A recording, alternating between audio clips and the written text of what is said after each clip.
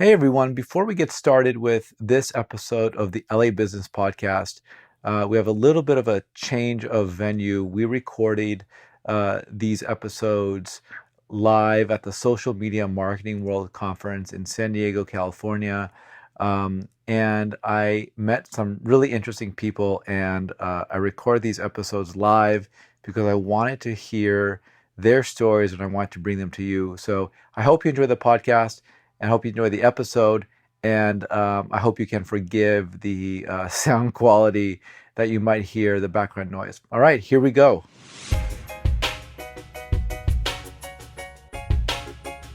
Welcome to the LA Business Podcast, a forum for business owners and senior executives to share the experiences about the elements that drive their success.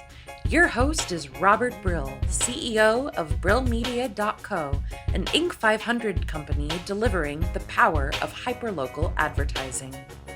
Robert writes for Forbes, Inc. and ad trade publications. Our goal is to bring you the stories about successes and failures of people who are making big things happen in marketing, entrepreneurship, and management.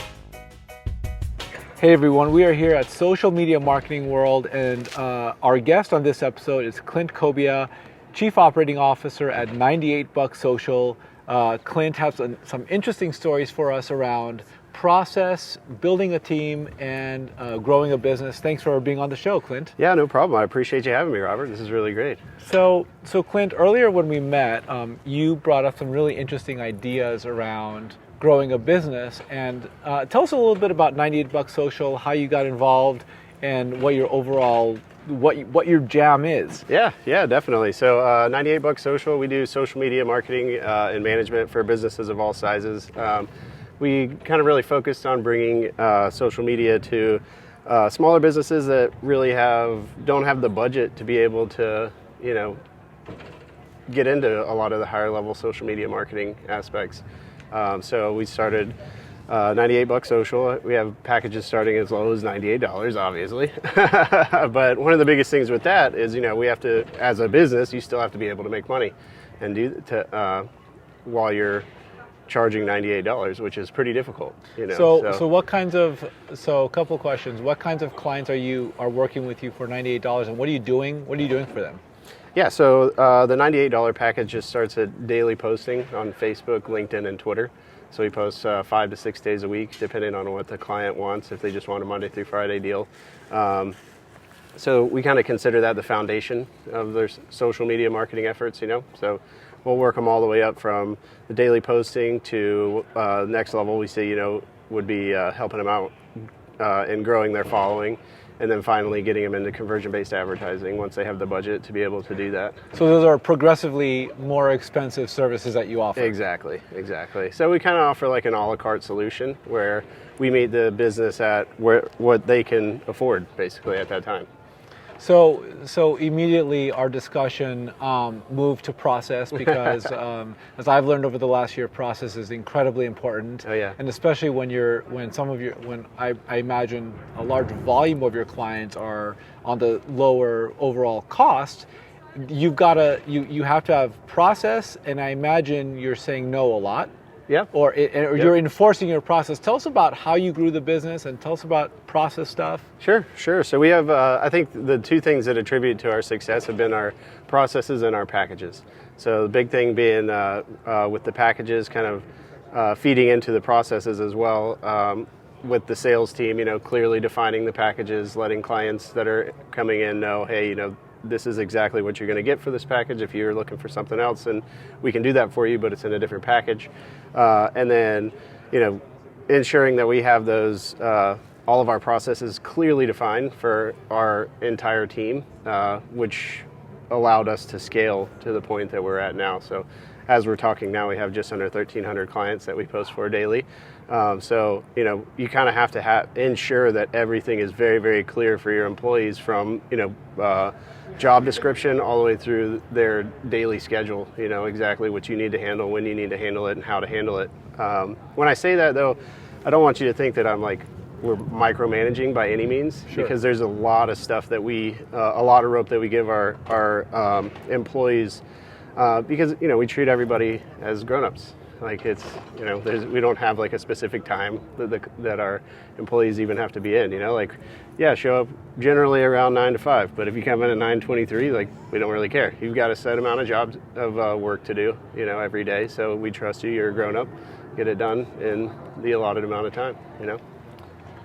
So tell us about enforcing the rules, the reason this is particularly important to me.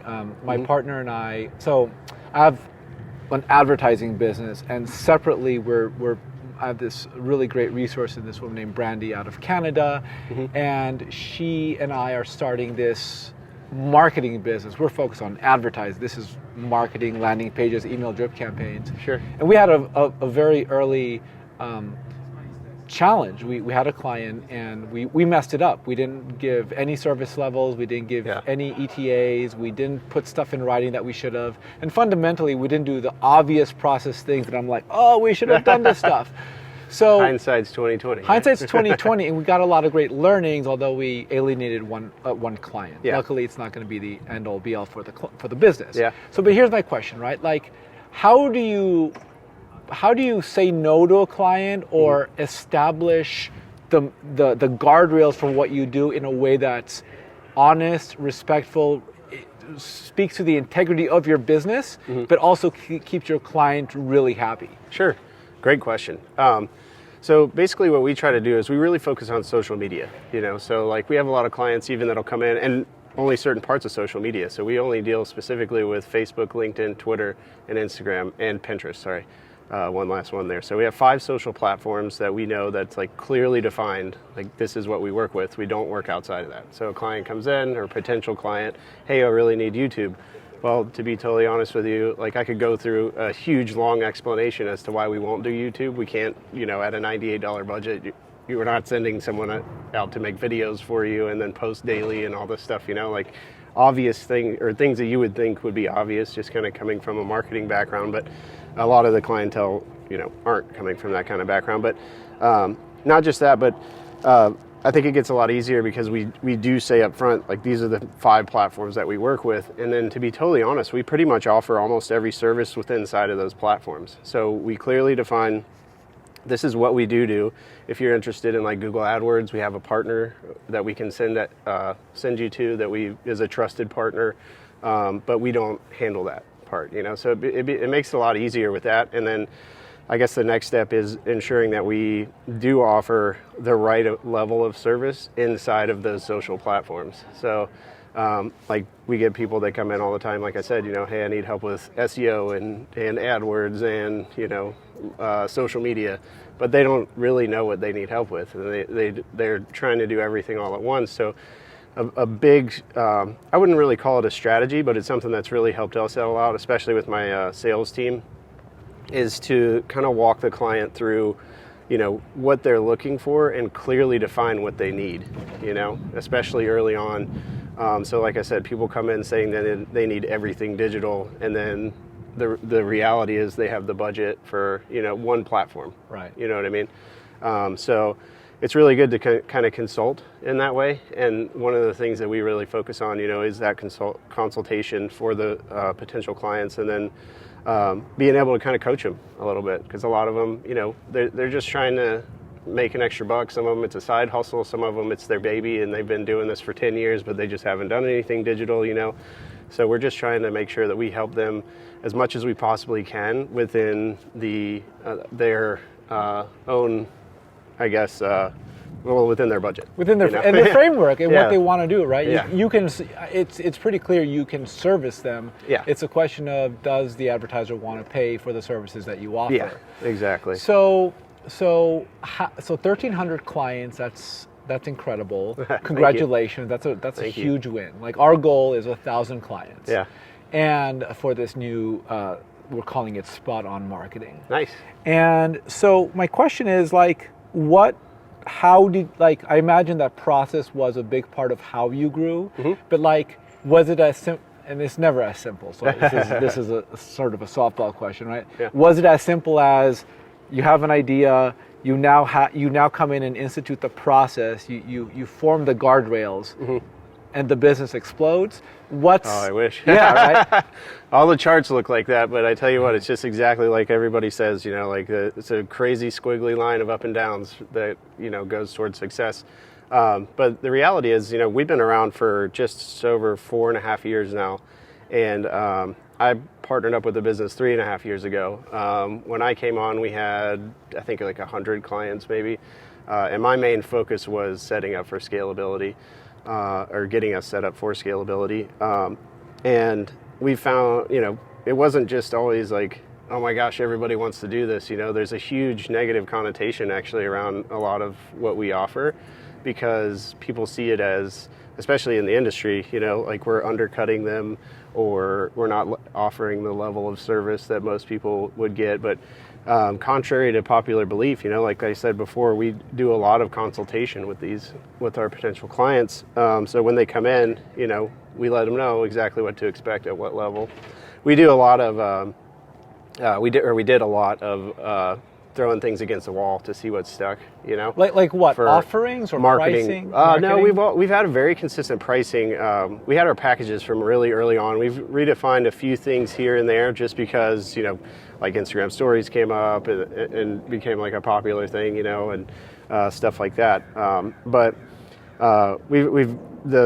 anytime that we've redone anything with our packages, it's been pretty minimal. But for the most part, it's been like our own marketing, our business's marketing for ourselves, So we started, originally, we actually did more on Google AdWords than we did with like on social. And then we really kind of stepped back and we're like, we got to practice what we preach, like we really need to be the master of this game in order to talk to anybody about it, like I feel like it would be, that would be not good if we didn't really know what we were doing. So, and that being said, we got a lot of, had a lot of success for a lot of our clients at that time as well. So we really started focusing on that, different offerings, different funnels, both on our site, on landing pages, and within Facebook, and we really started mastering that. So it got to the point to where then we were really crushing sales, and we kind of figured out, we're like, oh man, we can scale this with just adding to the sales team, and then we know our customer acquisition cost is X.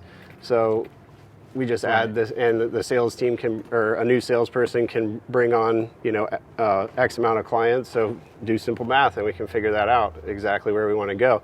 The problem became the like onboarding process. So we've gone through a lot of different changes operationally with the onboarding process, because as you know, in the social media world, it's not just, hey, I want you to do this. Okay, thanks, we'll take it from here. Right. It's, hey, I want you to do this. Okay, I need your logins. I need your admin permission. I need I need you to connect to your ads account and all this stuff that the client is basically signing up with us to not do that, And on they top don't of want it, to. and on top of it, there's like 2 or 3 ways to do all those things. Yeah. From the advertiser's perspective. Yeah, exactly. Business manager, if you don't have business manager set up, it's the settings and page roles, like all that stuff. Exactly.